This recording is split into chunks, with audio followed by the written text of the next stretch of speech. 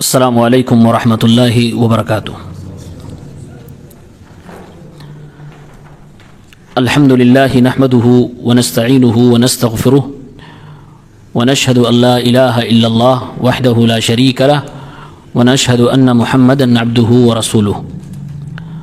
اما بعد، اعوذ باللہ من الشیطان الرجیم، بسم اللہ الرحمن الرحیم۔ فمن شہد منکم الشہر فلیصمہ۔ محترم حاضرین، اسلامی مائیں اور بہنوں، عزیز بچوں، مومن کا روزہ احکام و مسائل، اسلام کے 5 ارکان ہیں۔ پانچوں میں سے بہت ہی محتم بالشان اور عظیم عبادت ہے روزہ۔ یہ اردو میں روزہ کہا جاتا ہے، عربی میں اس کو صوم یا صیام کہتے ہیں۔ قرآن میں اس کو صبر کے نام سے بھی یاد کیا گیا ہے۔ یا ایھا الذین آمنوا استعینوا بالصبر والصلاۃ، اے ایمان والو صبر اور نماز کے ذریعے سے اللہ تعالیٰ کی مدد طلب کرو۔ تو یہاں صوم سے مراد روزہ بھی ہے، صبر سے مراد روزہ بھی ہے۔ صبر ایک ایسی عبادت ہے جس کا ثواب بغیر حساب کے اللہ تبارک و تعالیٰ عطا فرماتا ہے، اور چونکہ روزہ بھی صبر ہے اس لیے اس کا بھی ثواب بلا حساب اللہ رب العالمین عطا فرمائے گا، یعنی اتنا عطا فرمائے گا کہ ہم اس کو گن بھی نہیں سکتے، وہم و گمان میں بھی نہیں لا سکتے۔ اسی لیے اللہ نے فرمایا روزہ دار روزہ میرے لیے رکھتا ہے وَأَنَا أَجْزِي بِهِ، اور اس کو میں ہی بدلہ دوں گا۔ جب آدمی روزہ رکھتا ہے تو صبر کی تینوں قسمیں اس کے پاس اکٹھی ہو جاتی ہیں۔ ایک، عبادت کرنے میں صبر کرنا۔ عبادت مشکل چیز ہے، ہر کسی کے بس کی بات نہیں ہے، تو اس عبادت کو کرنے میں انسان صبر کرتا ہے۔ نمبر 2، والصبر عن محارم اللہ، اللہ تعالیٰ نے روزہ رکھنے کی وجہ سے جو چیزیں منع کر دی ہیں اس سے اپنے آپ کو روک کے رکھنا، یہ بھی ایک صبر ہے۔ بیوی ہماری ہے، ہمارے لیے حلال ہے، لیکن ہم روزہ ہیں تو اتنے وقت کے لیے اس سے ہم بستری نہیں کر سکتے، یہ صبر ہے۔ اور صبر کی تیسری قسم ہے الصبر علی اقدار اللہ، روزہ رکھنے کی وجہ سے بھوک لگتی ہے اور پیاس لگتی ہے، یہ ہماری تقدیر کا حصہ ہے کہ اس عبادت میں آپ کو بھوک اور پیاس بھی برداشت کرنا پڑے گا۔ تو ایک عبادت روزے میں تینوں قسم کی صبر پائی جا رہی ہے۔ جب یہ مہینہ آتا ہے تو اللہ کی طرف سے اعلان کرنے والا ایک اعلان کرتا ہے، یا باغی الخیر اقبل و یا باغی الشر اقصر، اے نیکیاں کرنے کا ارادہ رکھنے والے لوگوں، نیکیوں کی تمنا اور چاہت کرنے والوں، آگے بڑھو اور نیکیاں کرو، اور اے وہ لوگوں جن کی نیتیں خراب ہیں، برائیاں کرنے کا ارادہ ہے، اپنی ان برے ارادوں سے اپنے آپ کو بچا لو اور باز آ جاؤ۔ اللہ کے نبی فرماتے ہیں کہ رمضان کی ہر رات میں جہنم سے لوگوں کو آزاد کیا جاتا ہے۔ اس لیے اللہ کے نبی نے یہ بھی فرمایا صلی اللہ علیہ وسلم، جو شخص رمضان کے مہینے میں زندہ ہے اور اپنی بخشش نہ کروا لے، ایسے شخص کی ناک خاک آلود ہو، یعنی اس پر افسوس کا اظہار فرمایا ہے۔ جو لوگ اس مہینے میں بغیر کسی شرعی عذر کے روزہ چھوڑ دیتے ہیں، نہیں رہتے ہیں، ایسے لوگوں کو بہت سخت سزا دی جانے والی ہے، ان کے جبڑے چیرے جائیں گے اور اسی سے خون بہے گا، الٹا لٹکا کر ان کو مارا جائے گا۔ روزہ ایک عظیم عبادت ہے۔ ایک صحابی نے اللہ کے نبی سے پوچھا، اے اللہ کے نبی صلی اللہ علیہ وسلم، میں جنگ پہ جا رہا ہوں، آپ مجھ سے میرے لیے دعا فرمائیے کہ اللہ تعالیٰ مجھے شہادت عطا فرمائے، میں اللہ کی راہ میں شہید ہو جاؤں، آپ اللہ سے میرے لیے دعا فرما دیجئے۔ اللہ کے نبی نے دعا فرمائی، اے اللہ تعالیٰ اس جنگ میں جانے والے سب کی حفاظت فرما اور انہیں مال غنیمت عطا فرما۔ وہ لوگ گئے اور واپس آئے، جس صحابی نے سوال کیا تھا وہ بھی آ گئے، اور اللہ کے نبی صلی اللہ علیہ وسلم کے سامنے حاضر ہو کر پھر کہنے لگے، اے اللہ کے نبی، ہم نے جنگ کی، صحیح سلامت واپس آ گئے، ہم جنگ جیت گئے، 3 بار اس طرح سے سامنے آتے رہے اور شہادت ہو جائے اس کی دعا کرتے رہے. آخر کار اللہ کے نبی یہی دعا کرتے تھے اللہ ان کی حفاظت کرے اور ان کو مال غنیمت عطا فرمائے. جب 3 بار ہو گیا، چوتھی بار اللہ کے نبی کے سامنے آئے اور کہنے لگے یا رسول اللہ فمرنی بعمل ادخل به الجنہ، اے اللہ کے نبی کوئی ایسا کام مجھے بتائیں جس کے ذریعے سے میں جنت میں چلا جاؤں. ابھی شہادت کی دعا کے لیے اللہ کے نبی سے کہہ رہے تھے، اب کہہ رہے کوئی ایسا کام بتائیے کہ میں جنت میں چلا جاؤں. اللہ کے نبی نے فرمایا علیک بالصوم فانہ لا مثل له، فرض روزوں کو لازم پکڑ لو، جو روزے تمہارے اوپر فرض کیے گئے ہیں اس کو ضرور رکھو، کیونکہ یہ ایک ایسی عبادت ہے جس کا کوئی مقابلہ ہی نہیں ہے، اس طرح کی کوئی عبادت ہی نہیں ہے. یہ صحابی جو تھے ان کا نام حضرت ابو امامہ تھا. کہتے ہیں اللہ کے نبی نے جب ان کو کہا کہ آپ روزہ کو لازم پکڑو کیونکہ اس طرح کی کوئی عبادت نہیں ہے، تو اس کے بعد سے ان کے گھر میں دھواں اٹھتا ہوا دن میں کسی نے نہیں دیکھا. یعنی کہ گھر کے اندر کھانا ہی نہیں بن رہا ہے. اگر ان کے گھر سے دھواں اٹھتا ہوا دیکھتے تو ان کے محلے والے سمجھ جاتے ضرور کوئی نہ کوئی مہمان آیا ہے، ورنہ ابو امامہ تو روزے سے ہوں گے. یعنی فرض کے ساتھ ساتھ نفلی روزے بھی یہ رکھنے لگے تھے، کیونکہ اللہ کے نبی کا پیغام انہوں نے سنا علیک بالصوم فانہ لا مثل له، کہ آپ روزے کو لازم پکڑو کیونکہ اس جیسی کوئی عبادت نہیں ہے، اس کا کوئی مقابلہ ہی نہیں ہے. یہ رمضان کے روزے جو ہمارے اور آپ کے اوپر فرض ہوئے ہیں یہ لیٹ میں فرض ہوا ہے. یعنی ہمارے نبی بن گئے، مکہ سے مدینہ چلے آئے، اور مدینہ آنے کے بعد دوسری ہجری میں اللہ تعالیٰ نے روزے کو فرض کیا. جب لوگوں کا عقیدہ مضبوط ہو گیا، لوگ توحید پر گامزن ہو گئے، لوگ نماز کے پابند ہو گئے، تو اللہ تبارک و تعالیٰ نے ان کے اوپر روزہ فرض کیا. کیونکہ روزہ ایک مشکل عبادت بھی ہے، اس کے اندر کچھ وقت کے لیے حلال چیزوں کو چھوڑنا پڑتا ہے، حرام چیزیں تو ہمیشہ ہی چھوڑنی ہیں، لیکن کچھ حلال کو بھی اس میں چھوڑنا پڑتا ہے. اللہ تعالیٰ نے روزے کو جب فرض کیا تو یہ 3 اسٹیپ میں ہوا. سب سے پہلے جب روزہ آیا تو انسان کو اختیار دیا گیا، روزہ رکھنا چاہو تو روزہ رکھ لو، ورنہ ایک روزے کے بدلے میں ایک مسکین کو کھانا کھلا دو. لیکن اللہ نے ابھارا وَأَن تَصُومُوا خَيْرٌ لَكُمْ، اگر روزہ رکھو گے تو تمہارے لیے بہتر ہے. یعنی ابھارنے کے ساتھ ساتھ اختیار دے دیا گیا. اس کے بعد دوسرا اسٹیپ آیا فَمَن شَهِدَ مِنْكُمُ الشَّهْرَ فَلْيَصُمْهُ، کہ نہیں اب رمضان کا مہینہ جس کو مل جائے وہ ضرور روزہ رکھے. اب یہ دوسرا اسٹیپ آ گیا، لیکن اس میں ایک کنڈیشن تھی. کنڈیشن یہ تھی کہ مغرب کے وقت یعنی افطاری کے وقت اگر کوئی آدمی سو گیا اور افطاری نہیں کر سکا تو اس کو روزہ پھر کنٹینیو کرنا پڑے گا. یعنی آج بھوکا تھا، رات بھی بھوکا رہے گا، کل بھی بھوکا رہے گا. اس کے بعد تیسرا اسٹیپ آیا. تیسرا اسٹیپ یہ آیا کہ کہہ دیا گیا مغرب سے لے کے فجر تک تمہیں چھوٹ ہے، تم کھا سکتے ہو، اپنی بیوی کے پاس جا سکتے ہو، بس تمہیں طلوع فجر ثانی سے لے کے مغرب تک اپنے آپ کو بچا کے رکھنا ہے. اور یہی آج روزہ ہم رکھتے ہیں. تو اللہ تعالیٰ نے روزے کو 3 اسٹیپ میں ہمارے تک پہنچایا ہے، اور ہم لوگ تیسرے اسٹیپ پر ہیں، اور یہی ہمارے اوپر فرض ہے. اسی کو رکھنے کی تعلیم دی جا رہی ہے. رمضان کا مہینہ کیسے پتا چلے گا کہ آ گیا؟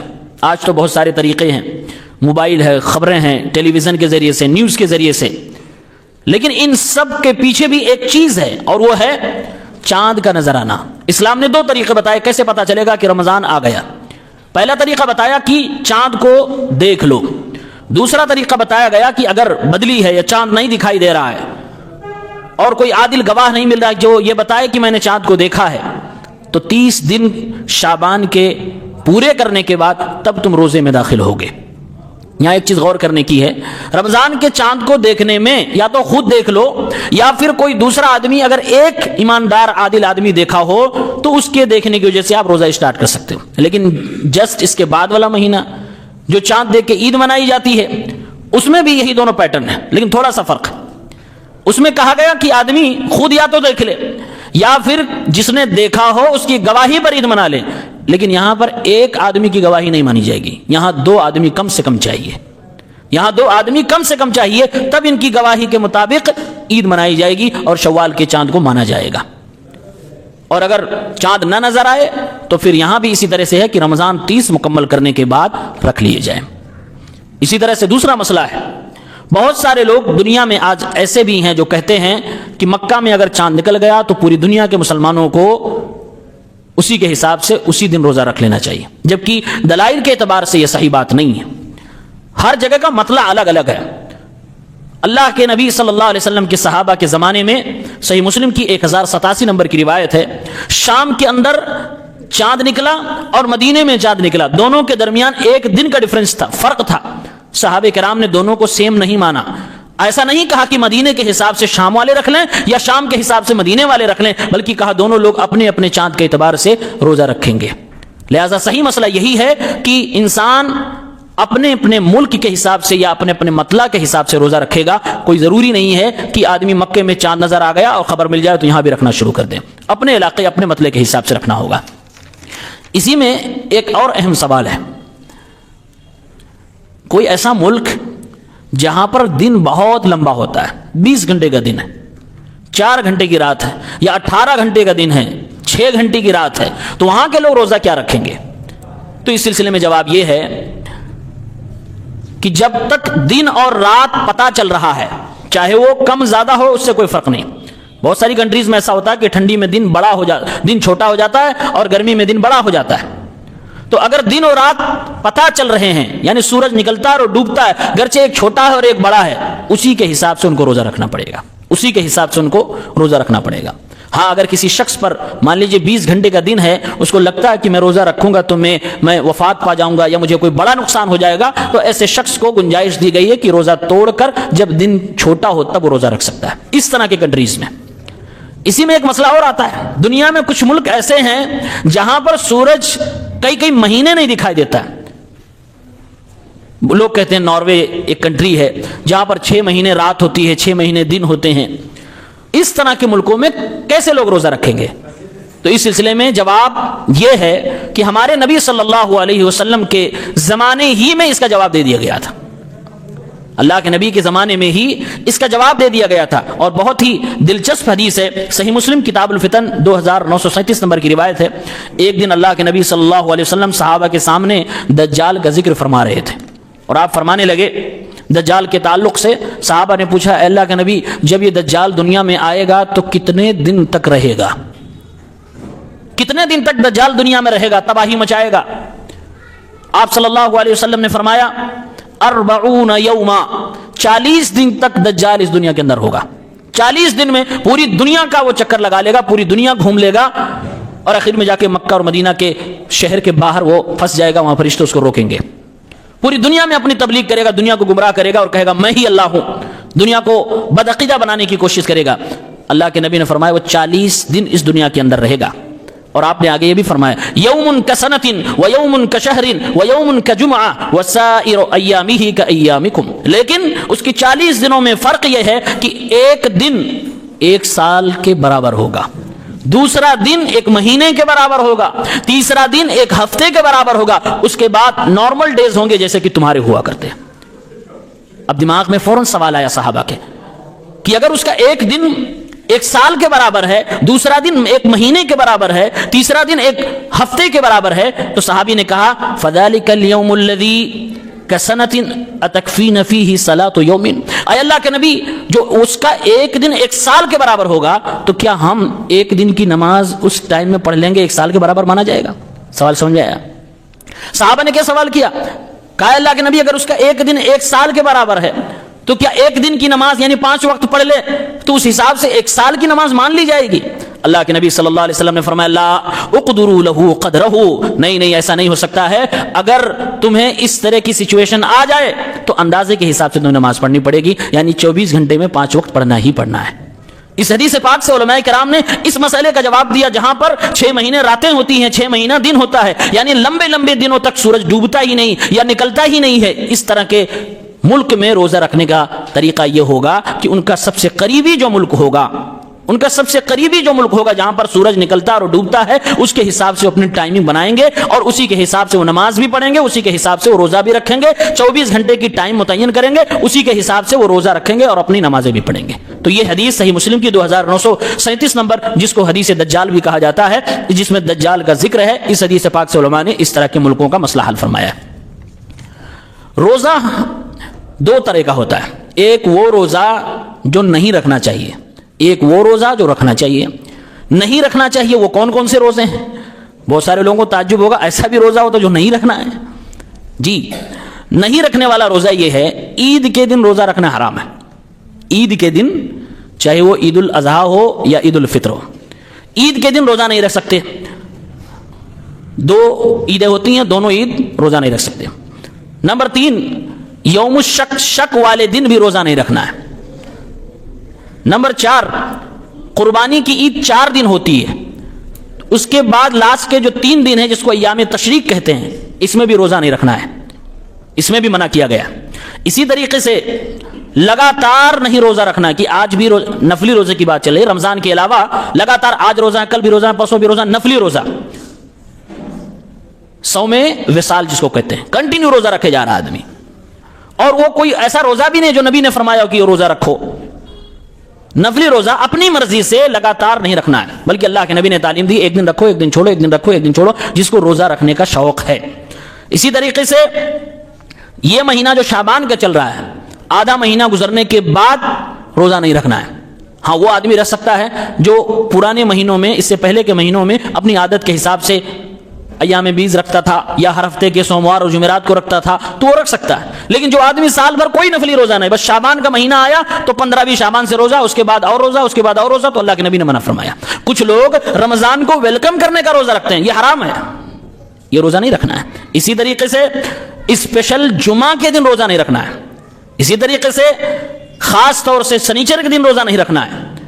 اور حاجی لوگ جب حج کرنے جاتے ہیں تو عرفہ کے دن، جس دن حاجی لوگ میدان عرفات میں ہوتے ہیں، حاجی لوگوں کے لیے روزہ رکھنا جائز نہیں ہے۔ باقی دنیا والوں کے لیے جو حج پہ نہیں گیا ہے ان کے لیے روزہ رکھنا وہاں پر سنت ہے، لیکن حج کرنے والے حاجی کے لیے عرفہ کے دن روزہ نہیں رکھنا ہے۔ تو یہ وہ روزے ہیں جو نہیں رکھنا ہے۔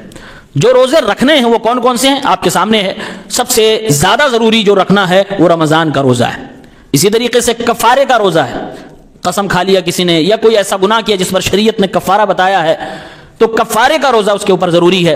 کسی نے منت مان رکھی ہے، نظر مان رکھی ہے تو نظر کا روزہ اس کے اوپر ضروری ہے۔ اسی طریقے سے عرفہ کے دن ایک روزہ رکھنا ہے، سوموار اور جمعرات کو روزہ رکھنا سنت ہے۔ رمضان کے بعد والا مہینہ، عید کے بعد 6 روزے شوال کے مہینے میں رکھنا سنت ہے۔ ہر مہینے میں بیچ میں ایام بیز کے روزے رکھنا سنت ہے۔ اسی طریقے سے عید الاضحیٰ جو قربانی والی عید ہوتی ہے تو چاند نکلنے سے لے کے عید تک 9 دن کے روزے رکھنا بھی جائز ہے اور سنت ہے۔ محرم کے 2 روزے رکھنا سنت ہے۔ شعبان کے مہینے میں یہ 15 سے پہلے، آدھے مہینے سے پہلے زیادہ سے زیادہ روزہ رکھنا کوئی چاہے تو رکھ سکتا ہے، ہمارے نبی صلی اللہ علیہ وسلم رہتے تھے۔ محرم کے مہینے میں زیادہ سے زیادہ کوئی روزہ رکھنا چاہے تو رکھ سکتا ہے، ہمارے نبی رہتے تھے۔ اسی طرح سے صوم داؤدی، ایک دن روزہ رکھے، دوسرا دن چھوڑ کے تیسرے دن رکھے، چوتھا دن چھوڑ کے 5ویں دن رکھے، یہ عام نفلی روزوں کے بارے میں حدیثوں کے اندر وارد ہے۔ یہ میں نے آپ کے سامنے خلاصہ رکھا کہ کون کون سے روزے رکھنے ہیں، کون کون سے روزے نہیں رکھنے ہیں۔ روزہ رکھنے کی کیا کنڈیشن کیا ہے، شرطیں کیا ہیں۔ تو جیسے رمضان کا مہینہ آ رہا ہے، کس کس پر روزہ رکھنا ہے، تو جس کے اوپر روزہ فرض ہے اس کے اندر یہ 5-6 چیزیں ہوں گی۔ نمبر 1، وہ آدمی مسلمان ہوگا، ظاہر سی بات ہے۔ نمبر 2، وہ بالغ ہونا چاہیے۔ نمبر 3، اس کا دماغ ٹھیک ہونا چاہیے، یعنی پاگل نہ ہو۔ نمبر 4، اس کو روزہ رکھنے کی طاقت ہو، روزہ رکھنے کی طاقت ہو، ابھی اس کی ڈیٹیل آئے گی۔ نمبر 5، وہ اپنے گھر پہ موجود ہو، کیونکہ مسافر کے لیے چھوٹ ہے، بعد میں اس کو رکھا جا سکتا ہے۔ نمبر 6، اگر وہ عورت ہے تو اس کو ناپاکی کے خون نہ آتے ہو۔ تو یہ 6 چیزیں ہیں اس کے اوپر فرض ہوگا۔ روزے کے اندر 2 چیزیں بہت اہم ہیں جس کو کہتے ہیں روزے کے ارکان۔ اس میں سب سے پہلی چیز ہے نیت۔ نیت کیا ہے؟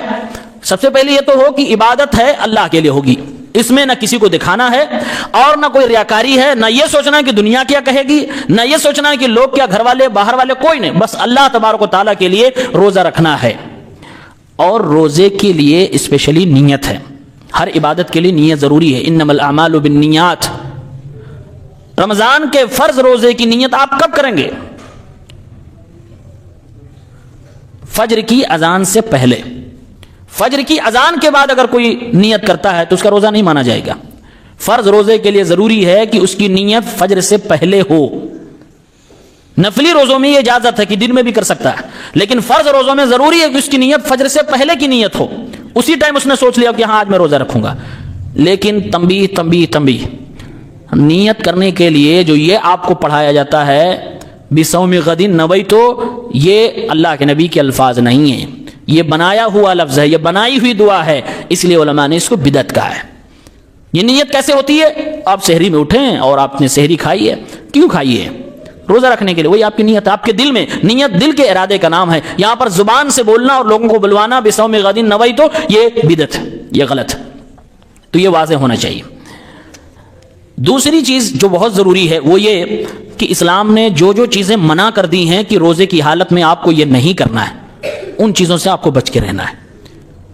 اور خاص اس کا دھیان رکھنا، یہ دماغ میں نہ ہو کہ بس کھانا پینا چھوڑ دیا، بیوی کے پاس جانا چھوڑ دیا، اب کچھ بھی کرتے رہیں کوئی دقت نہیں ہے. نہیں، اسلام نے جن جن چیزوں سے روک دیا ہے ان چیزوں کو چھوڑ دینا ہے. یہ انتہائی زیادہ ضروری ہے روزے کے دنوں میں. اب آئیے ہم آگے بڑھتے ہوئے یہ دیکھتے ہیں کہ روزے میں ہمیں کچھ ضروری چیزیں جو کرنی چاہیے.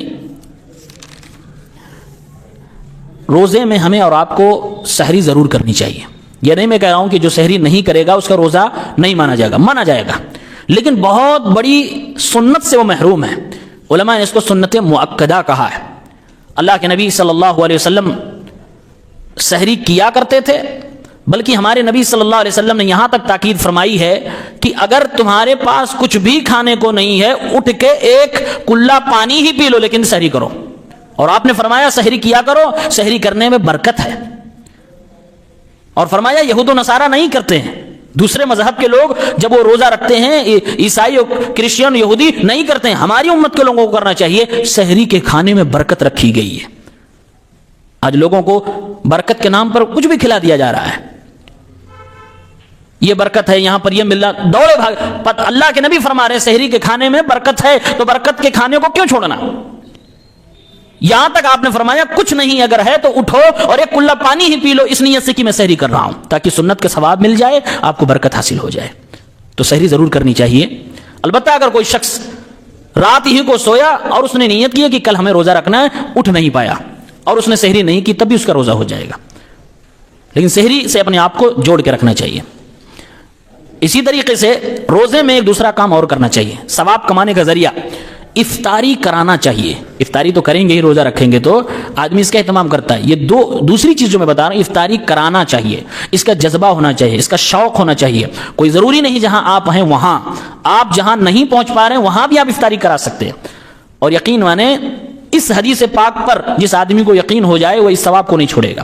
ہمارے نبی صلی اللہ علیہ وسلم نے فرمایا من فطر صائما، جس نے کسی روزے دار کو افطار کرایا اس کو اتنا ہی ثواب ملے گا جتنا روزہ رکھنے والے کو ملا ہے. میں اپنا روزہ رکھ رہا ہوں، کیا ثواب ہے؟ ان لمیٹڈ، بلا حساب. میں نے کسی کو افطاری کرا دی، کیا ثواب ہے؟ بلا حساب. 2 روزے کا ثواب مل گیا. 2 آدمیوں کو کرایا، 3 روزے کا ثواب مل گیا. ایسے ایسے.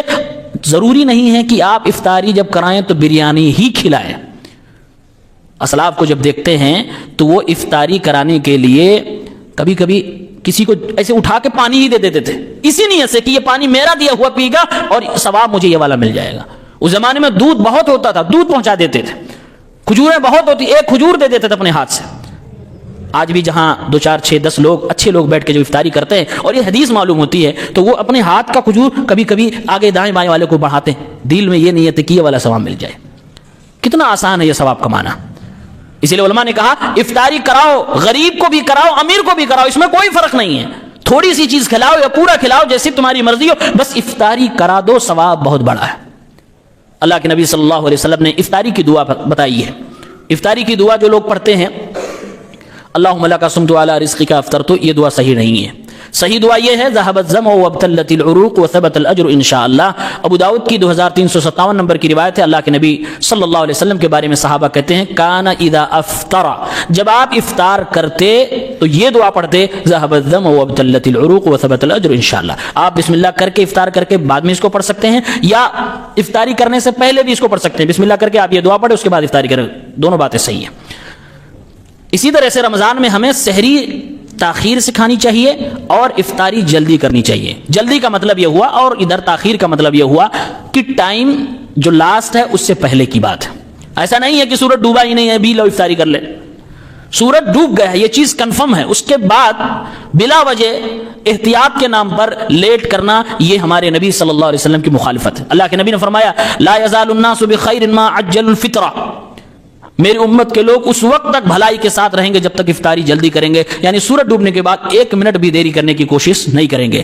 آپ نے فرمایا لا یزال الدین ظاہرا ما عجل الناس الفطرہ، مسلمانوں کا دین غالب ہوگا، ظاہر رہے گا جب تک لوگ افطاری کرنے میں جلدی کریں گے۔ لأن اليہود والنصارى لا يؤخرون، لأن اليہود والنصارى يؤخرون، کیونکہ یہودی اور نصرانی افطاری کو لیٹ کر کے کرتے ہیں۔ مسلمان میں بھی کچھ لوگ ایسا کر رہے ہیں، ہمیں اور آپ کو نہیں کرنا ہے۔ سورج غروب ہو گیا، آج تو 1 سیکنڈ آپ کو پتا چلا کہ سورج ڈوب گیا، ترنت آپ کر لیجیے۔ 1 منٹ 2 منٹ احتیاط کے نام پہ جو آپ کو روکا جا رہا ہے، مسجد کے مؤذن روک رہے ہیں، آپ ان چکروں میں نہ پڑیں، نبی کی حدیث کی مخالفت نہ کریں۔ اسی طریقے سے سحری کب کریں؟ تو اللہ کے نبی کی جب سنت پڑھتے ہیں تو صحابہ بتلاتے ہیں کہ اللہ کے نبی سحری کر کے نماز پڑھتے، فجر کی نماز، دونوں کے بیچ میں 50 یا 60 آیت پڑھنے کا وقفہ ہوتا تھا۔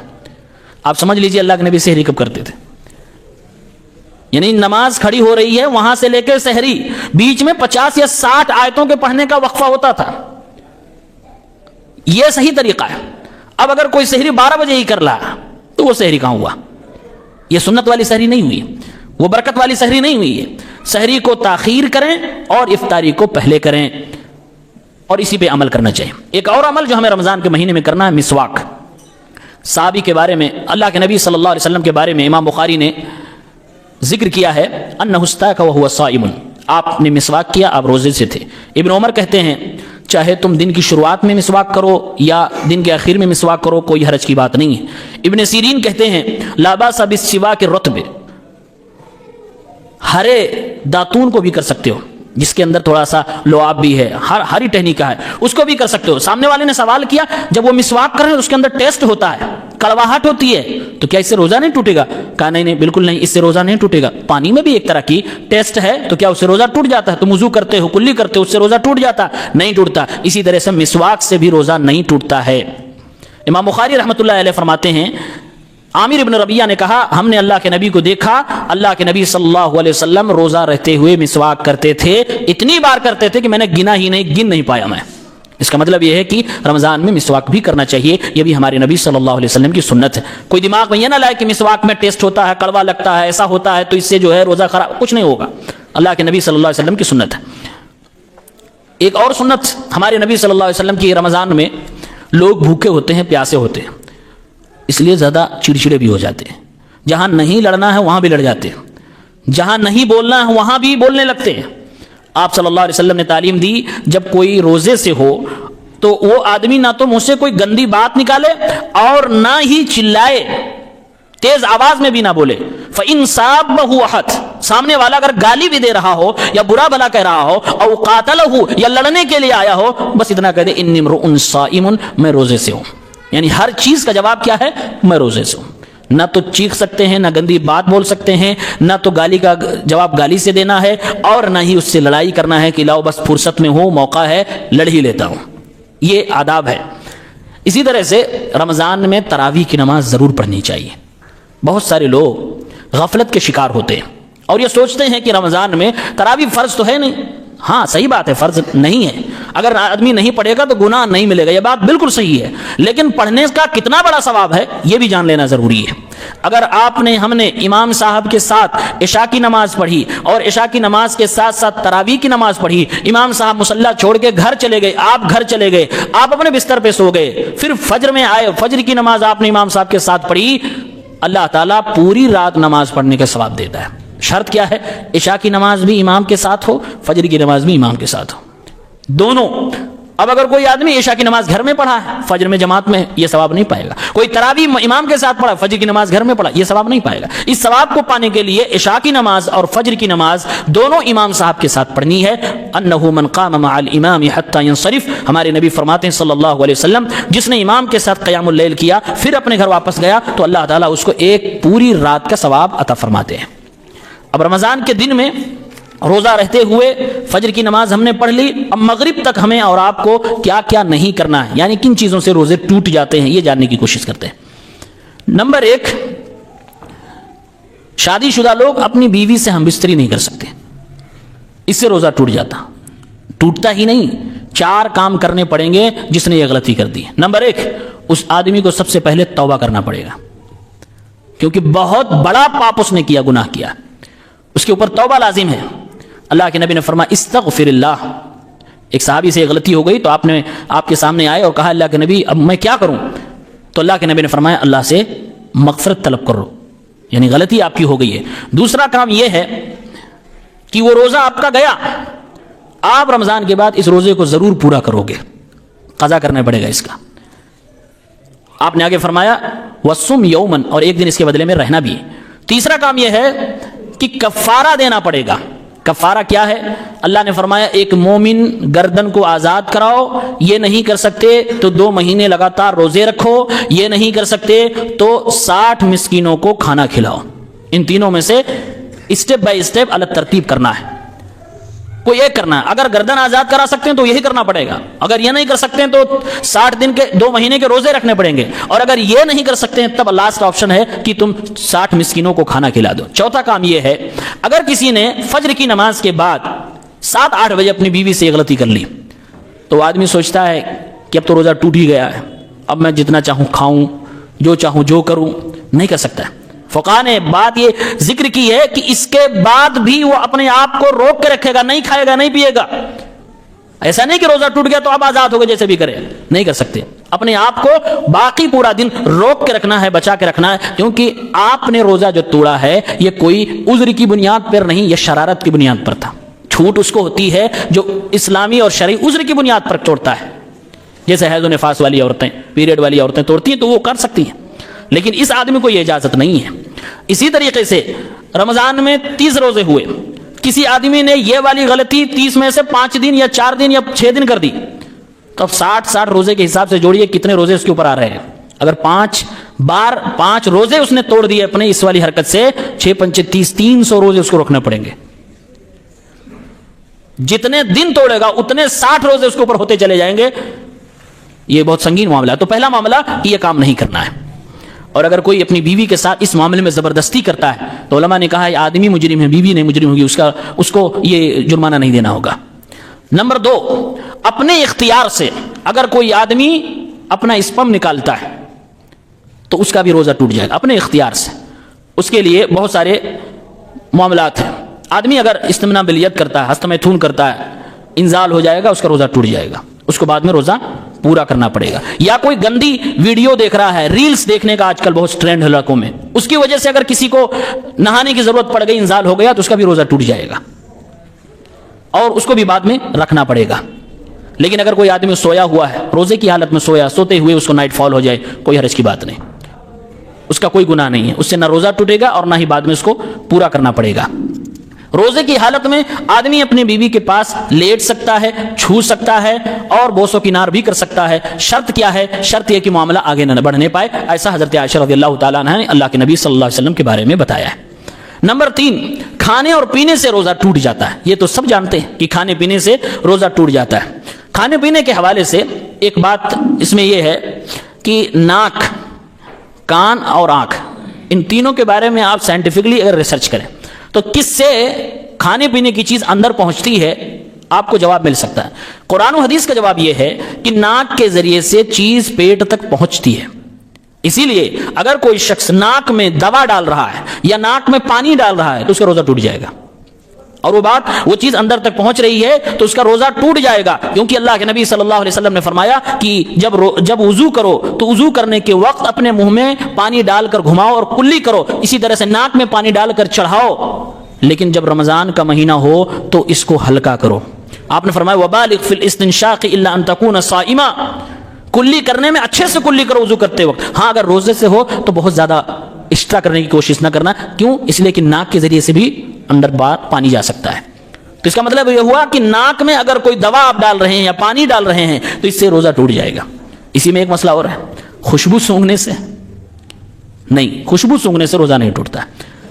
بخور عرب کنٹریز میں وہ ہوتا ہے کہ کوئی خوشبودار چیز سلگا دیتے ہیں، اس کا دھواں نکلتا ہے، تو اس سے روزہ ٹوٹ جائے گا کہ نہیں؟ کہتے ہیں بچنا چاہیے، لیکن اس سے بھی روزہ انشاءاللہ نہیں ٹوٹے گا۔ روزہ رہ کر آدمی تیل لگا سکتا، کوئی حرج کی بات نہیں، نہا سکتا، کوئی حرج کی بات نہیں، خوشبو لگا سکتا، کوئی حرج کی بات نہیں۔ نمبر 4، روزہ رہتے ہوئے کوئی آدمی کیا بلڈ انجیکشن لے سکتا ہے؟ خون چڑھوا سکتا ہے؟ نہیں چڑھوا سکتا۔ کیونکہ خون چڑھ رہا ہے، جو دراصل خون چڑھنا یہ طاقت لینا ہے اور یہ کھانے اور پینے کے ایکول مانا جاتا ہے، اس لیے اس سے بھی روزہ ٹوٹ جائے گا۔ روزہ رہتے ہوئے کوئی آدمی بلڈ انجیکشن نہیں لگوا سکتا یا پھر خون نہیں چڑھوا سکتا ہے۔ نمبر 5، سوئی لگانے کا مسئلہ یا سوئی لگوانے کا مسئلہ۔ سوئی دو طرح کی ہوتی ہے، انجیکشن دو طرح کے ہوتے ہیں۔ ایک وہ انجیکشن جس سے انسان کو غذا ملتی ہے، طاقت ملتی ہے، کھانے اور پینے کا پاور ملتا ہے، تو ایسے انجیکشن روزے کی حالت میں نہیں لگوانے چاہیے، اس سے روزے ٹوٹ جاتے ہیں۔ البتہ ایسا انجیکشن جس سے بند کر لو، ایسا انجیکشن جو غذا کے لیے نہیں، جیسے کسی کو بخار ہے انجیکشن لگوا لیا، یا کوئی اور بیماری ہے انجیکشن لگوا لیا، اس سے غذا نہیں مل رہی، اس سے طاقت نہیں مل رہی ہے، یہ ڈاکٹر کلیئر کریں گے کہ کس چیز سے طاقت ملتی ہے، کس انجیکشن سے طاقت نہیں ملتی ہے۔ تو اگر بغیر طاقت والا انجیکشن ہے تو لگوایا جا سکتا ہے، اس سے روزہ نہیں ٹوٹے گا، گرچہ اس کی گرمی سے گلے میں حرارت بھی محسوس ہو تبھی روزہ نہیں ٹوٹے گا۔ اگلا مسئلہ یہ ہے، آنکھ میں ڈراپ ڈالنے سے روزہ ٹوٹتا ہے کہ نہیں ٹوٹتا؟ آنکھ میں ڈراپ ڈالنے سے روزہ نہیں ٹوٹتا ہے، آنکھ میں سرما لگانے سے روزہ نہیں ٹوٹتا ہے، یہی راجح قول ہے۔ اسی طریقے سے کان میں ڈراپ ڈالنے سے، کان میں دوا ڈالنے سے، اس سے بھی روزہ نہیں ٹوٹتا ہے۔ کیوں؟ اس لیے کہ آنکھ اور کان کے ذریعے سے پیٹ تک کوئی چیز نہیں پہنچتی ہے، جبکہ ناک سے پہنچتی ہے۔ اس لیے ناک کے معاملے میں ہمارے نبی صلی اللہ علیہ وسلم کی حدیث موجود ہے اور آپ نے منع فرمایا ہے۔ اور حضرت عائشہ فرماتی ہیں، اکتحل رسول اللہ صلی اللہ علیہ وسلم وهو صائم، ہمارے نبی صلی اللہ علیہ وسلم نے روزے کی حالت میں سرما لگایا۔ اس کا مطلب لگا سکتے ہیں۔ آج بہت سارے پروپیگنڈے لوگوں کے دماغ میں اپنی اپج ہے، روزہ رہتے ہوئے تیل نہیں لگا سکتے، ناخن نہیں کاٹ سکتے، سرما نہیں لگا سکتے، بڑے سب باتیں کہی جاتی ہیں۔ ایسا نہیں، آج آپ کے سامنے باتیں کلیئر ہو رہی ہیں۔ اسی طریقے سے اگر کوئی شخص بیمار ہے، سانس کی بیماری اس کو، تو وہ انہیلر لیتے ہیں نا، انہیلر ہی بولتے ہیں۔ تو انہیلر دو طرح کا ہوتا ہے، ایک صرف اس کے اندر گیس ہوتی ہے، جو بھی اس کے اندر تھا اس سے اندر جاتی ہے ہوا، ایک میں باقاعدہ کیپسول ڈالے جاتے ہیں۔ تو کیپسول والا انہیلر لینے سے علماء نے منع کیا، بلکہ ابن عثیمین رحمۃ اللہ علیہ نے فرمایا کہ ایسے شخص کا روزہ ٹوٹ جائے گا۔ لیکن بغیر کیپسول کا انہیلر آدمی لے سکتا ہے، کوئی حرج کی بات نہیں ہے، اس کا روزہ صحیح ہے، کوئی دقت کی بات نہیں۔ اسی میں ایک اور کیس، پہلے زمانے میں حجامہ ہوتا تھا، آج بھی حجامہ سینٹر بہت ساری جگہوں پہ ہے، حجامہ کے ذریعے سے علاج کرایا جاتا ہے۔ تو حجامہ کرنے سے کیا روزہ ٹوٹتا ہے کہ نہیں ٹوٹتا ہے؟ حجامہ کروانے سے اس کے اندر کپنگ کے ذریعے سے خون نکالا جاتا ہے، کبھی سر سے، کبھی پیٹھ سے، کبھی پیر سے، جہاں جہاں آپ کروائیں گے وہاں سے خون نکالا جاتا ہے۔ تو اس کے ذریعے سے روزہ ٹوٹے گا کہ نہیں ٹوٹے گا؟ اس میں علماء کا اختلاف ہے، راجح قول یہ ہے، صحیح بات یہ ہے دلیل کے اعتبار سے کہ اس کا روزہ ٹوٹ جائے گا۔ ہمارے نبی نے فرمایا افطر الحاجم والمحجوم، کہ حجامہ کرنے سے روزہ ٹوٹ جاتا ہے، اور یہی بات زیادہ راجح ہے۔ اسی طریقے سے ایک اور علاج ہے جس میں نس کے ذریعے سے خون نکالا جاتا ہے، حجامہ اور اس میں تھوڑا سا ڈفرنس ہے، اس میں کپنگ کے ذریعے سے خون نکالا جاتا ہے حجامہ میں، لیکن ایک پرانا علاج ہے، پرانے زمانے میں ہوتا تھا کہ نس کہیں سے کاٹ دیتے تھے، خاص طور سے ہاتھ سے یا پیر سے، نس کاٹ کر اور خون اچھا خاصا ایک مقدار میں نکالتے تھے اور اس کے ذریعے سے کچھ علاج کرتے تھے۔ آج کے زمانے میں وہ کاٹتے نہیں، انجیکشن کے ذریعے سے اچھا خاصا وہ خون جو ان کو کوانٹٹی چاہیے اتنا نکال لیتے ہیں ہاتھ یا پیر سے، اس کے ذریعے سے بھی علاج لوگ کرتے تھے۔ اس سے روزہ ٹوٹتا ہے کہ نہیں ٹوٹتا ہے؟ تو اس کے ذریعے سے بھی روزہ ٹوٹ جاتا ہے، یعنی حجامہ کپنگ کے ذریعے سے ہو یا انجیکشن کے ذریعے سے خون نکالا جا رہا ہو، دونوں سے روزہ ٹوٹ جاتا ہے۔ اسی لیے ایک بات اور سمجھ میں آئی، جو لوگ بلڈ ڈونیشن کرتے ہیں، جیسے کوئی بیمار ہے اس کو خون کی ضرورت ہے، 10 لوگ ہیں تو آپ کو بلایا گیا کہ آپ جو ہے خون دے دیجئے۔ اگر آپ کے علاوہ بھی لوگ ہیں جو خون دے سکتے ہیں، آپ ہی اکیلے نہیں ہو، اور خون تھوڑا لیٹ کرنے میں یعنی مغرب کے بعد دینے میں کوئی حرج کی بات نہیں ہے، تو آپ یہاں خون ڈونیٹ نہیں کر سکتے، یعنی کہ وہاں خون نکلوا کر اس کو نہیں دے سکتے کہ آپ کو روزہ توڑنا پڑے، آپ یہاں روزہ نہیں توڑ سکتے۔ لیکن اگر ایسی کنڈیشن بن جائے کہ آدمی کو ابھی خون چاہیے، کوئی دوسرا آپشن بھی نہیں ہے، ہم ہی کو دینا ہے، اور ہم اگر روزہ نہ توڑے تو خون دے بھی نہیں پائیں گے، ڈاکٹر ہمیں ایسا کہہ رہا ہے، تو ڈاکٹر کے مشورے کے بعد اس مجبوری کی حالت میں آدمی اپنا روزہ توڑ کے بلڈ ڈونیٹ کر سکتا ہے کسی کی جان بچانے کے لیے، اور اپنا روزہ بعد میں پورا کر لے گا۔ ایک مسئلہ اور ہے، نکسیر پھوٹتی ہے، ناک سے بلڈ آتا ہے کبھی کبھی، اسی طرح سے کبھی کبھی بلغم سے بلڈ آتا ہے۔ تو نکسیر یعنی ناک سے بلڈ آنے پر، بلغم سے بلڈ آنے پر، پائلس ہونے پر، اس سے جو بلڈ پخانے کے راستے سے آتا ہے، دانت اکھڑوایا کسی نے اس سے بلڈ آ گیا، یا کہیں پھوڑا پھنسی تھا اس سے ڈاکٹر سے چیرا پھاڑا کروایا اس سے بلڈ آ گیا، یا انجیکشن لگوایا اس سے بلڈ آ گیا، ان تمام چیزوں سے روزہ نہیں ٹوٹتا ہے۔ اسی میں ایک اور چیز کلیئر کر دوں، روزہ رہتے ہوئے کوئی آدمی اگر بیمار ہو گیا، بخار ہو گیا، اس کو بلڈ ٹیسٹ کرانا ہے، خون جانچ کرانا ہے، تو اس میں تھوڑا سا خون لیا جاتا ہے، معمولی مقدار ہے، علماء کرام نے کہا اتنے سے خون نکالنے سے روزہ نہیں ٹوٹے گا، یعنی بلڈ ٹیسٹ کرانے کے لیے جو خون آپ نکلوا رہے ہیں اس سے روزہ نہیں ٹوٹے گا، اس سے بدن پر کوئی اثر نہیں پڑتا ہے۔ نمبر 7، الٹی کرنے سے یا ہونے سے روزہ ٹوٹتا کہ نہیں ٹوٹتا؟ تو الٹی دو طرح کی ہے، ایک جان بوجھ کر کوشش کر کے اور ایک ہے آٹومیٹک۔ اگر جان بوجھ کے آدمی الٹی کر رہا ہے تو اس کا روزہ ٹوٹ جائے گا، اور اگر خود بخود ہو رہا، اس کی کوئی اس میں چاہت اور کوشش نہیں ہے، کوشش جیسے منہ میں ہاتھ ڈال کے آدمی جان بوجھ کے الٹی کر رہا ہے تب تو روزہ ٹوٹ جائے، لیکن اگر کوئی کوشش نہیں ہے، آٹومیٹک ہو رہا ہے تو اس سے روزہ نہیں ٹوٹے گا۔ ہمارے نبی صلی اللہ علیہ وسلم نے فرمایا من ذرأہ القیء فلا قضاء علیہ، جس کو خود بخود الٹی ہو جائے اس پر کوئی قضا نہیں ہے، یعنی روزہ اس کا نہیں ٹوٹے گا۔ ومن استقاء فعلیہ القضاء، اور جو جان بوجھ کر کوشش کر کے الٹی کرے تو اس کے اوپر قضا ہے، یعنی اس کا روزہ ٹوٹ جائے گا۔ اسی میں ایک اور مسئلہ ہے، جب کبھی آدمی اوور ایٹنگ کر لیتا ہے، زیادہ کھا لیا سحری میں، اب وہ سویا ہے صبح، تو عام طور سے آدمی کو بہت اکلائی آتی ہے۔ کبھی کبھی کیا ہوتا ہے کہ کھانا حلق سے ایک دو دانہ چاول نکل جاتا ہے، یہ عام طور سے اس کے ساتھ ہوتا ہے جو زیادہ کھاتا ہے۔ ہاں اتنا نہیں کھانا چاہیے، لیکن اگر کوئی کھایا ہے اور اس کے ساتھ ایسا ہو جائے تو کیا کرنا چاہیے؟ اس سے روزہ ٹوٹے گا کہ نہیں ٹوٹے گا؟ اس کو عربی میں القلس بولتے ہیں، انگلش میں شاید ریکریوٹنگ ایسا کچھ کہتے ہیں اس کو۔ تو اگر جان بوجھ کر کسی کا نکلا باہر، اب اس نے دیکھا موقع ہے، لاؤ کھا لے تو اس کو واپس، تو اس کا روزہ ٹوٹ جائے گا۔ انجوائے نہیں کرنا ہے، اس سے مزہ نہیں لینا ہے، اور پہلی بات وہ گندی چیز ہے۔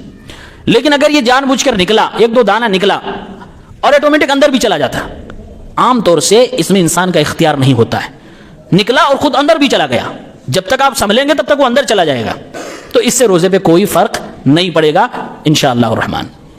اور اگر منہ کے باہر آ گیا ہے، اندر نہیں گیا ہے، تو بہتر ہے کہ آدمی اس کو تھوک دے، اندر نگلے نہ۔ جیسے میں نے بتایا، اگر ارادہ کر کے قصدن اس کو نگل رہا ہے، اس کو تھوکنے کا موقع تھا، نہیں تھوک رہا ہے، تو ایسے آدمی کا روزہ خطرے سے خالی نہیں ہے۔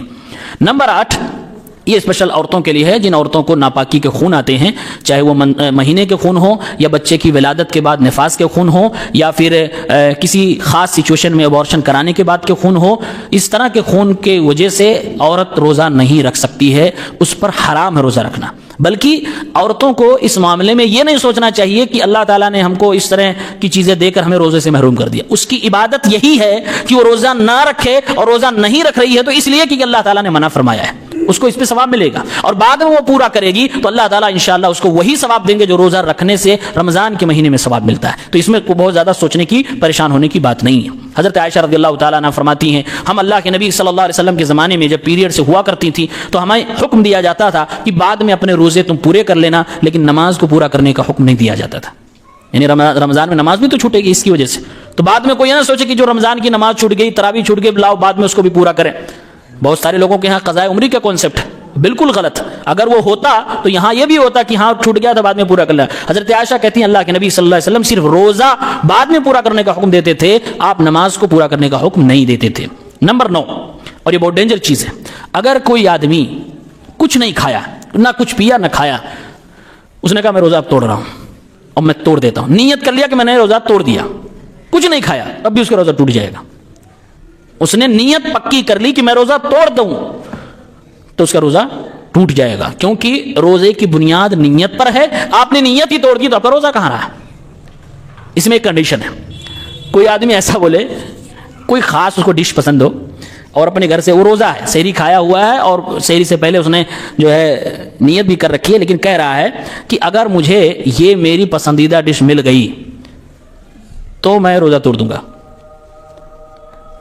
ڈھونڈ رہا ہے، لیکن کہا اس کی نیت کیا ہے؟ ایسے ہی ہے، معلق نیت ہے، لٹکی ہوئی ہینگنگ نیت اس کی ہے، سوچ رہا ہے، کہہ رہا اگر یہ والی ڈش ملی، یہ والا ہمارا مشروب ملا تو میں روزہ توڑ دوں گا، اور ڈھونڈ رہا ہے، نہیں ملا اس کو، تو کیا اس کا روزہ ٹوٹا کہ نہیں ٹوٹا؟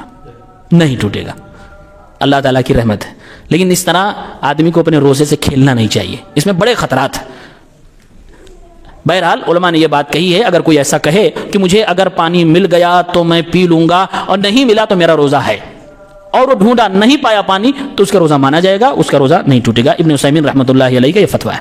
نمبر 10، کوئی آدمی روزے سے ہے، مغرب ہوتے ہوتے اس سے پہلے وہ کنورٹ ہو گیا، اسلام ہی چھوڑ دیا، تو اس کا روزہ ٹوٹ جائے گا۔ اسلام سے باہر آدمی اپنی زبان سے کوئی کفریہ بات بول کر حجت تمام ہونے کے بعد نکل سکتا ہے، کوئی اس طرح کی حرکت کر سکتا ہے، کوئی غلط عقیدہ ہو سکتا ہے، دین کی بنیادی چیزوں میں شک کرنے کی وجہ سے ہو سکتا ہے نواقض اسلام میں سے کوئی بھی ایسی حرکت کر دے جس سے انسان اسلام سے باہر ہو جاتا ہے تو اس کی ساری نیکیاں برباد ہو جاتی ہیں، روزہ ہی صرف نہیں، ساری نیکیاں اس کی برباد ہو جاتی ہیں۔ تو یہ کچھ چیزیں تھیں جس کو ہم نے آپ کے سامنے ذکر کیا جس سے روزے ٹوٹ جاتے ہیں۔ اب آئیے سرسری میں آپ کو بتلاتا ہوں کہ آپ روزہ رکھتے ہوئے یہ کام کر سکتے ہیں، کوئی حرج کی بات نہیں۔ آ رہا ہے، روزہ رکھتے ہوئے یہ کام کر سکتے ہیں، جائز ہے، حرج کی بات نہیں۔ نمبر 1، کوئی آدمی اگر رات میں اپنی بیوی سے ہم بستر ہوا ہے، فجر کے ٹائم وہ نہیں نہا پایا، غسل نہیں کر پایا کسی وجہ سے، ورنہ کر کے نماز جماعت کے ساتھ پڑھنی چاہیے، نہیں کر پایا اور فجر کی نماز جماعت ختم ہو گئی، وہ صبح 8 بجے اٹھا، اب وہ سوچے میں تو نہا نہیں پایا تو ناپاک ہو کر کیسے روزہ رہوں اور روزہ توڑ دیتا ہوں، نہیں، یہ جائز ہے۔ وہ آدمی ناپاکی کی حالت میں بھی روزے میں داخل ہو سکتا ہے، ہاں نماز نہیں پڑھی ہے اس کا گناہ اس کو ملے گا، لیکن روزہ وہ رکھ سکتا ہے، روزہ اس کا خراب نہیں ہوگا۔ اسی طریقے سے کوئی عورت مہینے کے خون سے گزر رہی تھی، رات ہی میں اس کا خون بند ہو گیا، اس کو پتہ چل گیا کہ اب یہ ختم ہو گیا، لیکن نہا نہیں پائی، فجر کا وقت ہو گیا، سحری کھا لیا، فجر کا وقت نہانے کا موقع نہیں ملا اور وہ صبح تک یا دوپہر تک نکل گئی، تو نہ نہانے کی وجہ سے روزہ نہیں چھوڑے گی، اس کا روزہ مانا جائے گا، بس وہ پاک ہو گئی، اس کو یقین ہو گیا۔ نمبر 3، روزے کی حالت میں جب آپ وضو کریں گے تو کلی کر سکتے ہیں، ناک میں پانی بھی چڑھا سکتے ہیں، لیکن زیادہ نہیں کرنا ہے جیسے عام دنوں میں کرتے ہیں، ہمارے نبی نے منع فرمایا۔ نارملی بھی اگر آپ چاہیں تو کلی کر سکتے ہیں، شرط یہ ہے کہ دل میں بےمانی نہ ہو کہ میں پانی ایسے پیتا ہوں کہ اللہ ہی نہیں جانتا۔ کچھ لوگ اس طرح کے بھی ہوشیار ہوتے ہیں، تو ایسے لوگوں کے روزے سے کوئی خاص فائدہ نہیں ملتا، وہ اللہ کو دھوکہ دے رہے ہیں، اپنے آپ کو دھوکہ دے رہے ہیں، اللہ کو دھوکہ نہیں دے پائیں گے۔ نمبر 4، روزے کی حالت میں آدمی نہا سکتا ہے اور ٹھنڈے پانی سے نہا سکتا ہے، شاور لے کے نہا سکتا ہے، پانی بھگو کر سر پہ رکھ سکتا ہے، کوئی حرج کی بات نہیں۔ بعض ویڈیوز آپ کو مل جائیں گی سوشل میڈیا پر جو دماغ کی اپج ہے، کہا کہ پیخانہ کرتے ہوئے قاعدے سے پانی مار مار کے دھلو ہی نہ، نہیں تو روزہ بھی ٹوٹ جائے گا۔ یہ سب بکواس باتیں ہیں، یہ سب بکواس باتیں۔ نہا سکتے ہیں، ٹھنڈے پانی سے نہا سکتے ہیں، شاور لے کے نہا سکتے ہیں، کوئی حرج کی بات نہیں۔ جو عورتیں کھانا بناتی ہیں ان کو ڈر ہے کہ اگر کھانے میں نمک مرچا زیادہ ہوا تو شوہر جو ہے روزہ رکھا حالت خراب ہو جائے گی یا ساس معاملہ خراب کر دے گی، تو اس کو اجازت ہے وہ کھانے کا نمک چکھ سکتی ہے، وہ مرچا چکھ سکتی ہے۔ روزے کی حالت میں عصر کے بعد کی بات کر رہا ہوں، عام طور سے اسی ٹائم یہ سب ہوتا ہے، وہ اتنا کر سکتی ہے جتنے میں اس کو ٹیسٹ پتا چل جائے، یہ نہیں کہ ٹیسٹ کے بہانے مزے ہی لینے لگے۔ یہ اللہ کے نبی صلی اللہ علیہ وسلم نے اجازت دی ہے۔ آپ سوچیے اللہ کے نبی صلی اللہ علیہ وسلم کتنا ایک عورت کو یہ تعلیم دے رہے ہیں کہ اس کا شوہر نہ ناراض ہونے پائے، اس کے گھر والے نہ ناراض ہونے پائے، اور نہیں کرنا، یعنی عورت کھانے کے ذریعے بھی شوہر کو خوش کر سکتی ہے۔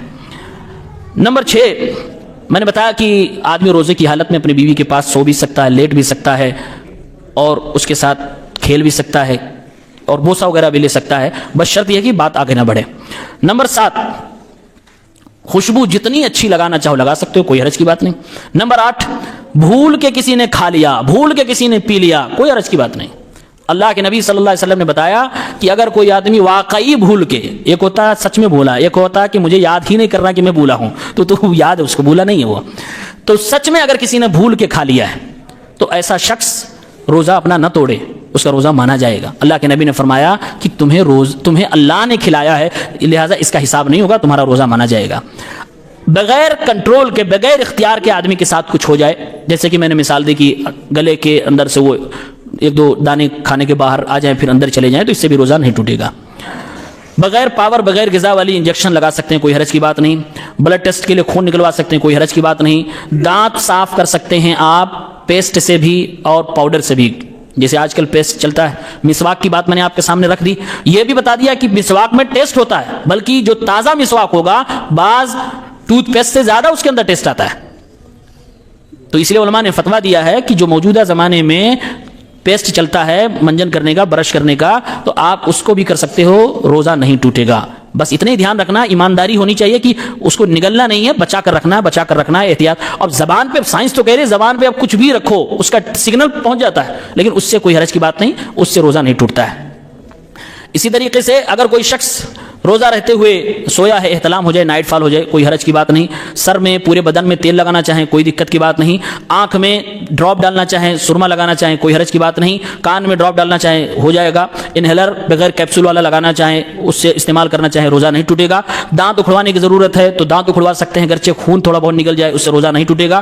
اور اسی طرح سے ناک سے یا بلغم سے یا پائلس کسی کو ہے، اس کے ذریعے سے بلڈ آ جائیں تو اس سے روزہ نہیں ٹوٹے گا۔ اور پھوڑا پھنسی کا علاج کرواتے دباتے ہوئے اس کو چیر فار کروانے میں خون نکلا ہے اس سے بھی روزہ نہیں ٹوٹے گا. یہ تقریباً 20 چیزیں میں نے بتائی جس سے روزہ نہیں ٹوٹتا ہے. یہ ہمیں اور آپ کو جاننا چاہیے.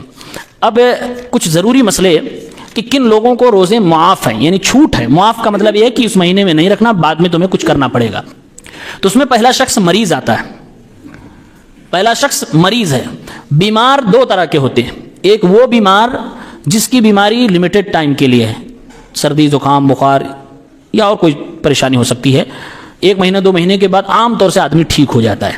تو اگر بیماری ایسی ہے جس میں شفا کی امید ہے کہ اب یہ ٹھیک ہو جائے گا انشاءاللہ, 15 دن 10 دن, یہ سب ایکسپیرینس کی بنیاد پر ڈاکٹر کے تجربے سے بات معلوم ہو جاتی ہے, تو ایسا شخص کیا کرے گا؟ تو ایسے شخص کو اللہ تعالیٰ نے قرآن کریم میں خود کہا ہے وَمَنْ كَانَ مَرِيضًا, جو بیمار ہے تو وہ روزہ چھوڑ دے, فَعِدَّةٌ مِّنْ أَيَّامٍ أُخَرَ, بعد میں اس کو پورا کرنا ہوگا. اس بیماری کے وقت میں روزہ چھوڑ دے, بعد میں اس کو پورا کر لینا ہوگا, قضا کرنا پڑے گا. دوسرا بیمار وہ شخص جس کو ایسی بیماری ہے جس سے شفا عام طور سے نہیں ملتی ہے, جیسے لا علاج بیماریاں ہو گئی ہیں. اسی میں بڑھاپا بھی ہے, جل بڑھاپا, وہ اپنے آپ میں ایک بیماری ہے. جس بیماری میں آدمی بھوکا نہیں رہ سکتا ہے, پیاسا نہیں رہ سکتا ہے, تو یہ بیمار جس کو دائمی بیماری ہو یا بہت سخت بڑھاپا ہو, تو ایسے شخص کو بھی روزہ توڑنے کی اجازت ہے, وہ روزہ نہ رکھے. لیکن کیا کرے گا؟ بعد میں اس کو روزہ پورا نہیں کرنا ہے, اس کو ہر روزے کے بدلے میں ایک مسکین کو کھانا کھلانا ہے. اللہ نے الذین یطیقونہ فدیۃ طعام مسکین, جو اس کی طاقت نہ رکھتے ہوں وہ ایک مسکین کا کھانا کھلا دیں. تو اس سے مراد یہ لوگ ہیں, ایسی بیماری مبتلا شخص جس کا علاج نہیں ہو پا رہا ہے, دائمی ہے, سال کے سال بیماری رہتی ہے, سال کے سال آدمی کو جھیلنا ہے, یا پھر کوئی ایسا بوڑھا شخص ہے جو بڑھاپے کی وجہ سے اس بیمار کی طرح ہو گیا جو لا علاج بیماری ہوتی ہے. تو اس شخص کے لیے یہی مسئلہ ہے. ابن عباس رضی اللہ تعالی عنہما کا یہ فتویٰ بھی ہے, الشیخ الکبیر والمرأۃ الکبیرہ, بوڑھا آدمی بوڑھی عورت, لا یستطیعان ان یصوما, یہ روزہ رکھنے کی طاقت نہیں رکھتے, فیطعمان مکان کل یوم مسکینا, تو یہ ہر روزے کے بدلے میں ایک مسکین کو کھانا کھلا دیں گے.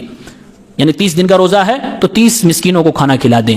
کھانا اگر کھلانا آسان ہو تو زیادہ بہتر ہے, ورنہ اس کے بدلے میں اناج دینا چاہیں تو اناج بھی دے سکتے ہیں جس میں ایک وقت کا کھانا ہو جائے. انس بن مالک رضی اللہ تعالیٰ عنہ صحابی ہیں, جب یہ بوڑھے ہو گئے, ایک لمبی عمر اللہ تعالیٰ نے ان کو عطا فرمائی تھی, تو انہوں نے 1 سال یا 2 سال کے روزے نہیں رکھے, اور ہر روزے کے بدلے میں انہوں نے مسکینوں کو کھانا کھلایا تھا. کھانے میں انہوں نے روٹی اور گوشت دیا تھا. یہ صحیح بخاری کے اندر موجود ہے. نمبر 3, جس آدمی کو روزہ میں رخصت ادا کی گئی ہے وہ ہے مسافر شخص. ایسا مسافر کہ سفر کی حالت میں 4 رکعت والی نماز 2 رکعت ہو جاتی ہے, تو جس شخص کو نماز میں 4 کے بجائے 2 ہو جا رہی ہے, ایسے ہی شخص کو اجازت ہے کہ سفر میں وہ روزہ چھوڑنا چاہے تو چھوڑ دے, اگر رکھنا چاہے تو رکھ سکتا ہے, اس کا روزہ مانا جائے گا. لیکن آپ پوچھو گے قرآن و حدیث اور دلیل کی بنیاد پر بیسٹ کیا ہے, چھوڑ دوں کہ رکھ لوں؟ تو بیسٹ یہ ہے کہ چھوڑ دو. سفر میں جس میں قصر کرنا ہے, روزہ چھوڑنا افضل ہے, بعد میں اس کو پورا کرنا ہوگا. ابو داؤد کی روایت میں اللہ کے نبی صلی اللہ علیہ وسلم نے یہاں تک ارشاد فرمایا کہ روزے کی حالت میں جب مشقت اور پریشانی والا بھی سفر ہو, پھر بھی آدمی کہہ رہا ہے میں رکھ لوں گا, تو اللہ کے نبی نے فرمایا یہ کوئی نیکی نہیں ہے, یعنی توڑ دینا چاہیے. تو سفر کی حالت میں روزہ رکھنا بھی جائز ہے, توڑنا چاہے تو کوئی توڑ بھی سکتا ہے, بہتر یہ ہے کہ وہ توڑ دے, اسی میں زیادہ اس کی بھلائی ہے, اور سنت کے موافق یہی بات ہے. نمبر 4, حیض اور ڈلیوری کے بعد کے خون والی عورتیں, اس کے بارے میں بات ہو چکی ہے کہ یہ روزہ اپنا توڑ دیں گی, ان کا روزہ مانا ہی نہیں جائے گا اگر یہ رکھیں, بعد میں ان کو پورا کرنا پڑے گا. اب نمبر 5 باری آتی ہے پریگننٹ عورتیں اور بچوں کو فیڈنگ کرانے والی عورتیں, یعنی حمل والی عورت اور یا بچوں کو جو دودھ پلا رہی ہے وہ عورت. ایسی عورت کیا کرے گی؟ تو اس سلسلے میں سب سے پہلا کام یہ ہوگا کہ ان دونوں عورتوں کی ہسٹری معلوم کی جائے گی, کنڈیشن معلوم کی جائے. کنڈیشن کیا ہے کہ کیا روزہ رکھنے سے ان کو پرابلم ہے, ان کو یا ان کے بچے کو پرابلم ہے. دیکھیے, حمل والی عورت وہ ہے جس کے پیٹ میں بچہ ہے, دودھ پلانے والی وہ عورت ہے جس کے گود میں بچہ ہے. تو پہلے معلوم کیا جائے گا کہ اس سے دقت ان کو یا ان کے بچے کو ہے کہ نہیں ہے. کون بتائے گا؟ یہ ایماندار مسلمان ڈاکٹر بتائے گا کہ کنڈیشن کیا ہے, روزہ رکھنے سے دودھ کم ہو جائے گا, بچے کا حق مارا جائے گا, یا پیٹ میں جو بچہ ہے اس کی گروتھ صحیح سے نہیں ہو پائے گی, یا عورت کا جسم اس سے بگڑ سکتا ہے, صحت خراب ہو سکتی ہے. وہ ایماندار ڈاکٹر بتا سکتا ہے, وہ بتا دے. یا پھر تجربے سے عورت خود معلوم کر لے, جیسے ایک دن روزہ رکھا, اب اس کو لگا کہ بڑی کمزوری ہو رہی ہے, بڑی ویکنیس ہو رہی ہے, چاہے وہ حاملہ ہو یا دودھ پلانے والی ہو, یا پھر تجربے کار عورتیں اس کو بتا دیں. بہرحال ہر عورت کا اس میں معاملہ الگ الگ ہوتا ہے, اس کی باڈی الگ ہوتی ہے, اس کی طاقت الگ ہوتی ہے, تو ہر عورت کی کیس کو الگ سے اسٹڈی کیا جائے گا. بہتر ہے ڈاکٹر سے, ایماندار مسلمان ڈاکٹر سے مشورہ کرنا. اگر اس کو روزہ رکھنے میں کوئی مشکل نہیں, نہ اس کے بچے کو کوئی پریشانی ہے, تو ایسی عورت کو روزہ رکھنا پڑے گا. روزہ وہ نہیں چھوڑ سکتی. شرط کیا ہے کہ نہ اس کو کوئی پریشانی ہو رہی ہے نہ اس کے بچے کو پریشانی ہو رہی ہے. بتائے گا کون؟ ڈاکٹر بتا رہا ہے. لیکن عام طور سے پریشانی ہو جاتی ہے. جو سائنس اور ڈاکٹر بتلا رہے ہیں, جو تجربہ بتا رہے ہیں, عام طور سے یا تو بچے کو دقت ہوگی یا تو بچے کی ماں کو دقت ہوگی, چاہے وہ حمل والی ہو یا دودھ پلانے والی ہو. تو ایسی صورت میں کیا کرنا ہے؟ ایسی صورت میں صحابہ کرام کے فتوے موجود ہیں, تابعین میں سے بعض تابعین کے فتوے موجود ہیں. کیا کہ وہ عورت اپنا روزہ چھوڑ دے گی. یہ دماغ میں رکھیں, مشکل ہو رہی ہے اس کو روزہ رکھنا, پریشانی ہے. پریشانی یا تو بچے کو ہو یا تو ماں کو یا دونوں کو ہو سکتی ہے. پریشانی ہے تو کیا کرنا ہے؟ روزہ وہ توڑ دے گی, نہیں رکھے گی. بعد میں اس کو پورا کرنا ہے کہ نہیں کرنا ہے, اس سلسلے میں علماء کا بہت سخت اختلاف ہے. لیکن دلائل کے اعتبار سے تمام دلیلوں کو دیکھنے کے بعد, پڑھنے کے بعد اس نتیجے پہ میں پہنچا ہوں کہ ایسی عورت کو ہر روزے کے بدلے میں ایک مسکین کو کھانا کھلانا ہے, روزہ پورا نہیں کرنا ہے. دلیل کیا ہے؟ دلیل اس میں عبداللہ ابن عباس رضی اللہ تعالی عنہما کا فتویٰ ہے. وہ کہتے ہیں اذا خافت الحامل علی نفسها, اگر پریگننٹ عورت اپنے جسم, اپنی صحت کے بارے میں ڈر محسوس کر رہی ہے, اس کو خوف ہے, یا ڈاکٹر نے بتایا, والمرضع علی ولدها, یا دودھ پلانے والی عورت کو اپنے بچے کے بارے میں ڈر ہے, فی رمضان, رمضان کے مہینے میں, یفطرانی, تو یہ دونوں کی دونوں عورتیں اپنے روزے توڑ دیں گی, ویطعمان مکان کل یوم مسکینا, اور ہر روزے کے بدلے میں ایک مسکین کو کھانا کھلائیں گی. یہ صحیح سند کے ساتھ موجود ہے. اسی طرح سے حضرت عبداللہ ابن عمر, حضرت عمر کے بیٹے, ان کی ایک بیٹی تھی, انہوں نے پوچھا, وہ غالباً پریگننٹ تھی, تو انہوں نے پوچھا پریشانی, کہاں پریشانی ہے, تو انہوں نے یہی فتویٰ دیا, کہا کہ تم اپنا روزہ توڑ دو اور بعد میں جتنے روزے توڑو گی ہر روزے کے بدلے میں تم کو ایک مسکین کو کھانا کھلا دینا ہے. یہی دلیل کے موافق زیادہ بات ہے, اور یہی حضرت سعید ابن جبیر سے منقول ہے, اور یہی ابو زرع راضی رحمہ اللہ سے منقول ہے. علماء کرام جو علماء اہل حدیث ہیں, دلائل کے اعتبار سے یہی فتویٰ زیادہ راجح ہے. شیخ البانی کا بھی یہی فتویٰ ہے. نمبر 6, کس کو روزہ توڑنے کی رخصت ہے, اجازت ہے؟ کوئی ایسا آدمی, یہ ہندوستانی مسلمانوں کو بھی جان لینا ضروری ہے, ایسا آدمی یا ایسی عورت جس کو زبردستی روزہ توڑوایا جا رہا ہو. ہندوستان کے ماحول میں کبھی بھی کسی کے ساتھ برا ہو سکتا ہے, اللہ تعالیٰ سب کی حفاظت کرے. زبردستی روزہ اگر توڑوایا جا رہا ہے, زبردستی منہ کے اندر ٹھوسا جا رہا ہے, کبھی بھی موب لنچنگ کے زمانے میں ایسا ممکن ہے, اللہ بچائے ہم سب کو. یا کسی شوہر نے, بعض علاقوں میں ایسا سننے میں آیا ہے کہ شوہر روزہ دار نہیں ہے, روزہ رکھتا ہی نہیں ہے, بیوی کو زبردستی سے روزہ نہیں رکھنے دیتا, اس کے ساتھ وہ مستری کرتا ہے جبرن. بیوی روزے دار ہے, نیک ہے, لیکن شوہر شرارتی ہے, گنہگار ہے, اس کو روزے سے کوئی مطلب نہیں, نماز سے کوئی مطلب نہیں, وہ اپنی بیوی کے ساتھ زبردستی کرتا ہے, تو بیچاری وہ مجبور ہو گئی. اگر کسی آدمی کے ساتھ کسی بھیڑ نے زبردستی کر دیا, اس کو کھلانے کی کوشش کر رہا ہے, تو ایسے شخص کے ساتھ اللہ تعالیٰ نے رعایت کی ہے, ایسا آدمی روزہ اپنا توڑ سکتا ہے. یعنی کہ اس کے ساتھ زبردستی کی جا رہی ہے, ظاہر سی بات روزہ اس کا ٹوٹ جائے گا, چاہے وہ مرد ہو یا یہ والی عورت ہو.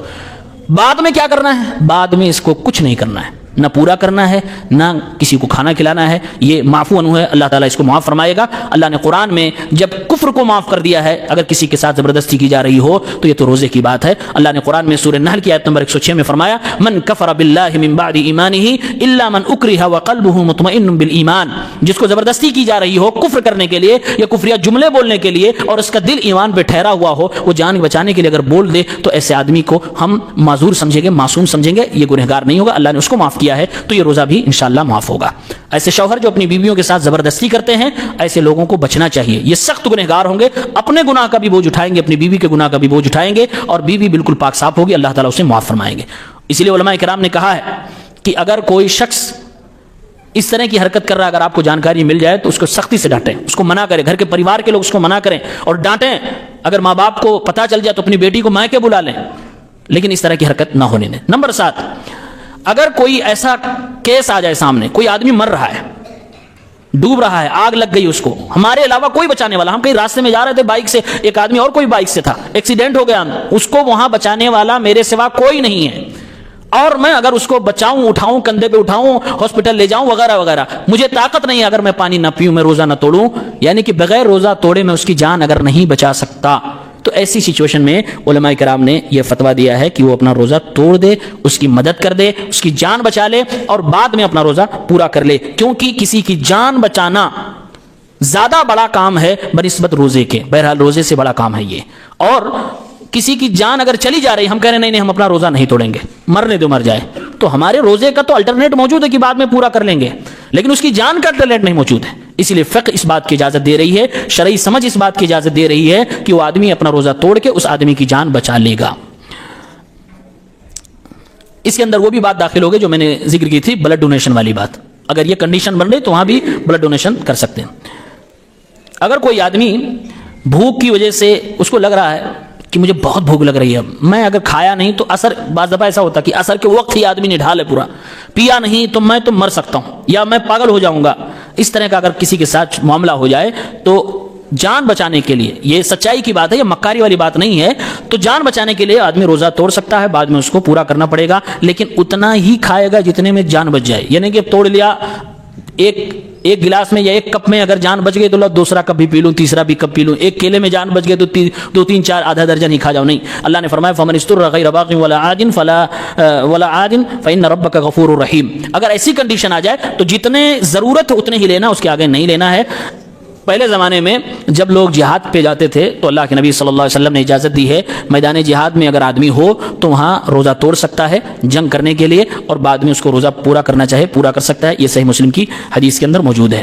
یہ مسائل ہیں ہمارے اور آپ کے سامنے کہ کس سے روزہ ٹوٹتا ہے، کس سے نہیں ٹوٹتا ہے، اور کون سے آدمی کو روزہ چھوڑنے کی رخصت ہے، بعد میں کون پورا کرے گا، کون نہیں پورا کرے گا، کیسے پورا کرنا ہوگا، یہ ساری چیزیں آپ کے سامنے رکھی گئی ہیں۔ باتیں اور بھی ساری ہیں لیکن انہی چند باتوں پر ہم اپنی بات ختم کرتے ہیں۔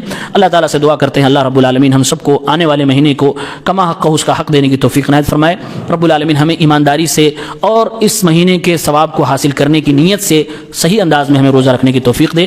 اللہ رب العالمین ہمیں ہر عبادت کو علم کے ساتھ انجام دینے کی توفیق عنایت فرمائے، تاکہ ہم عبادت بصیرت پر کریں، جان کر کریں، جو کریں وہ بالکل یقین کے ساتھ کریں، شک کی بنیاد پر نہ ہو۔ اللہ تعالیٰ ہمارے روزوں کو قبول فرمائے، اور ہم میں سے جو لوگ گزشتہ سال روزہ نہیں رکھے کسی بھی وجہ سے، اللہ تعالیٰ ان کی نیتوں کی اصلاح فرما دے، انہیں روزہ رکھنے کی توفیق عنایت فرما۔ رب العالمین جو لوگ معذور ہیں ان کو صحت و تندرستی عطا فرما، تاکہ اس مہینے کی برکتوں سے وہ لوگ بھی فیض یاب ہو سکے۔ آمین یا رب العالمین۔ وآخر دعوانا ان الحمد للہ رب العالمین۔ اگر